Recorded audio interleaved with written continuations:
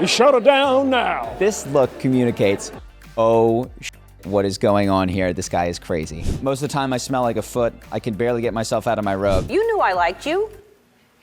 You've been on the show. Yeah, that pause right there, that is letting awkwardness sit. With the power of AI and hindsight, we are going to dive into some of the most awkward celebrity interviews and fix them. And hopefully, if you watch this and take a few mental notes, you will learn how to avoid these awkward situations in your own life as well. Let's dive in using the powers of artificial intelligence and un-awkward this interaction. This is a good one. First of all, congrats on your little bump. Congrats on your little bump.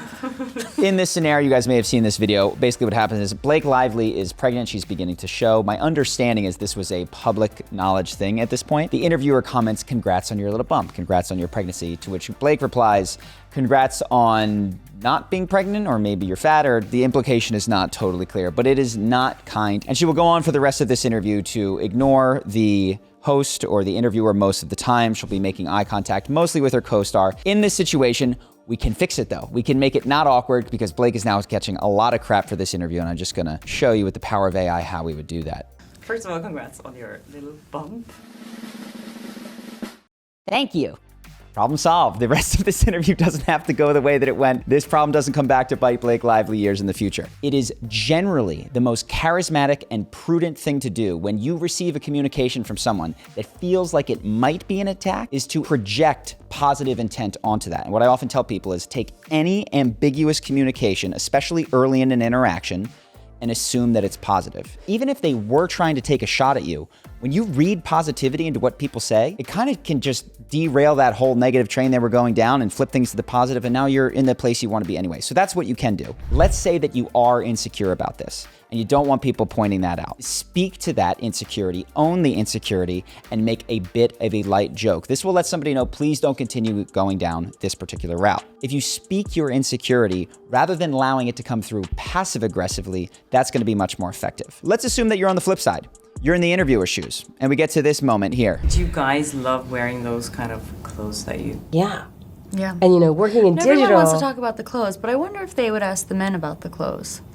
I would. So at this moment, one of the things that you can do when someone is being passive-aggressive towards you is invite them to take that passive aggression and make it active. And you do that with a question that speaks directly to the thing that they're not directly saying. Everyone wants to talk about the clothes, but I wonder if they would ask the men about the clothes. Would you prefer that I didn't ask you questions about clothes? You stop the hiding behind, I wonder if people would ask other people about this, and you bring you and I into this and ask them their preference. One of two things is gonna happen here. They're gonna say, yeah, you know, I would like that. Or they're gonna say, no, no, no. And now they're sort of backtracking and undoing the thing that they said and will probably wind up apologizing in some form to you, or at least stopping with that continued passive aggression because you've invited it to come out directly. So let's move on to another sort of situation that could be read as a passive aggressive dig that made a moment of awkwardness. This one, another famous one. First of all, you smell good, which is surprising. Okay. There's your little dig.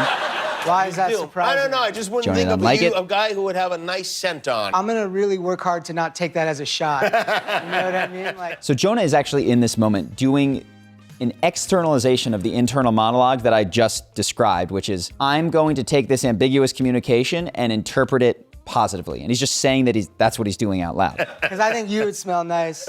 No, but I don't have Let's dissect anything that. on. No, let's go back for a Okay, second. let's go back. Yeah. So the nice thing here is that Jonah sort of calls it out, but then he releases it. He doesn't continue to punish Jimmy over and over and over again. This is not a very uncommon way for men to interact or these comedians to start conversations like this, with some sort of a joke that is not necessarily, the implication is not the nicest to the guest. The way to handle this most of the time is to agree and exaggerate and just let it go. So what that would look like here is something like this. First of all, you smell good, which is surprising. Most of the time I smell like a foot. I can barely get myself out of my robe, so this is a really important occasion for me. To agree and exaggerate that moment would let it go just as quickly, in fact, more quickly than calling it out and inviting an awkwardness. And here's a great example of Robert Downey Jr. doing that same tip on the same show just a few years earlier. Who is the biggest diva in the whole cast? Who do you think? Robert. Oh, you think it's Robert? Get that off the monitor. I I do think what was happening here is that Jonah was always the butt of the joke in any sort of group. He was like made fun of for being the Hollywood fat guy. Are you the fat guy in Hollywood still, or? Do you have any other questions that are smart? He came back after years and having done therapy and was working on asserting boundaries so that that habit of being made the butt of the joke wasn't something that continued to happen to him all of the time. And I think he was a bit sensitive to it here, which is why he handled it the way that he did. This is a totally viable, reasonable way to handle a situation where you don't like the comment that somebody made to you. And it will put them on notice that they probably shouldn't do that to you in advance because it's going to get awkward, which is actually a key thing that I did not understand about awkwardness. There's lots of times in your life where you want to allow awkwardness to exist because it's actually for the other person to feel it so that they don't continue to treat you in the uncomfortable way that they've been treating you, which actually takes us very well into our next clip. This one is legendary. Let's watch the Ellen Dakota Johnson birthday fiasco. Happy belated birthday. When was your birthday? It was October 4th. October 4th. How was the party? I wasn't invited. I just want to pause here. We'll come back to this. The context of jokes really matters. There are jokes where the context is you're so awesome. There's jokes where the context is you're such a loser. The context of this joke is you should be guilty for not being nice to me, which isn't a great joke context. I'll unpack this later, but let's see how it plays out. Actually, no, that's not the truth, Ellen. You were invited. Last time I was on the show, last year, you gave me a bunch of shit about not inviting you, but I didn't even know you wanted to be invited. So what Dakota is doing in this moment is allowing awkwardness to enter the interaction. She is not saving Ellen from it. She's saying, no, this is what happened, and she's contradicting her, and she's letting it roll, which is fine. If you don't want somebody to make that sort of comment, you have to kind of let the awkwardness sit so that they learn from it. You knew I liked you. You've been on the show. Yeah, that pause right there, that is letting awkwardness sit. You knew I liked you. You've been on the show many times, and don't I show like? Yeah. But I did invite you and you didn't come. There's a real opportunity to relieve tension, take some responsibility here by cracking a joke that is something to the effect of cue the AI. Actually, no, that's not the truth, Ellen. You were invited. Now I feel like an idiot for trying to make you feel guilty. Shows me. Right? It just is a kind of taking back that responsibility in a fun and playful but clear way that would have, I think, made this entire segment not nearly as frustrating for people to watch back years later. We're gonna move on. This one asks the question, what can you do if someone else is just breaking every social norm and it's making you feel uncomfortable? You might have seen this one. I've covered a lot of fashion weeks. This is the first time I've run into Jim Carrey.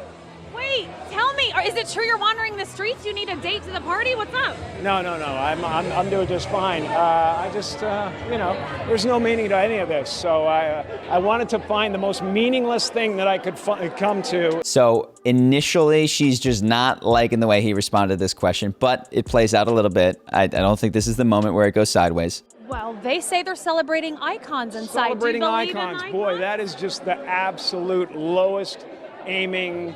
Okay, so this moment right here, where she looks at the camera, this look communicates, oh shit, what is going on here? This guy is crazy. In these sorts of moments, for one reason or another, we have a set of social expectations of how we're gonna behave in a restaurant or at work or something else, and then for whatever reason, somebody else does not obey those expectations. We can get vicarious cringe in those situations. What you wanna learn to do is to sit back and allow that awkwardness to exist without feeling that it is your job to fix it.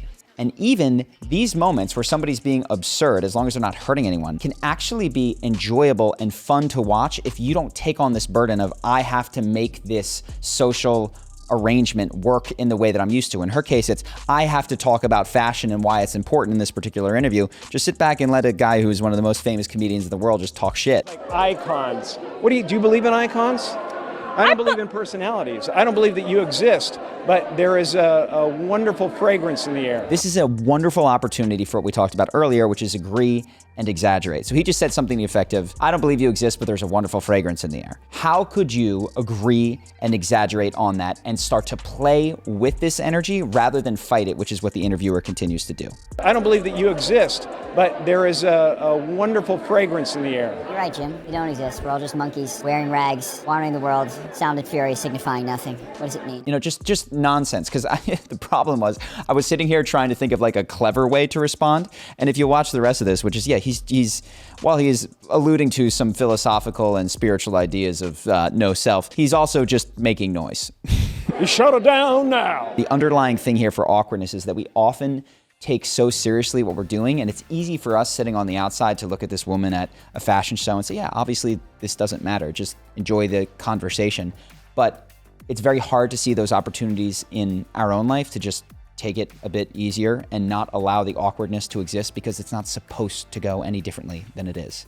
These are what I have for you today. If you've enjoyed this style of video, let me know in the comments. I can do more of them. I'm going to be trying different kinds of formats and talking heads and breakdowns and all kind of stuff. So let me know what you thought in the comments.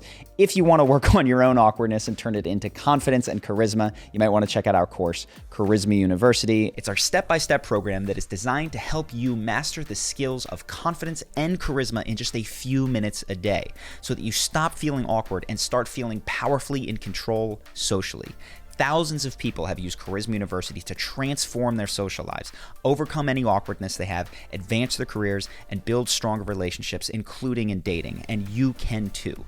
The best part is that Charisma University is completely risk-free. It comes with a 60-day money-back guarantee, and if you're not happy with the course for any reason, you can get a full refund right from inside the program, no questions asked. So if you're ready to take your confidence and your charisma to the next level, click the link on the screen now to get started. Either way, hope you enjoyed this video, and I will see you in the next one.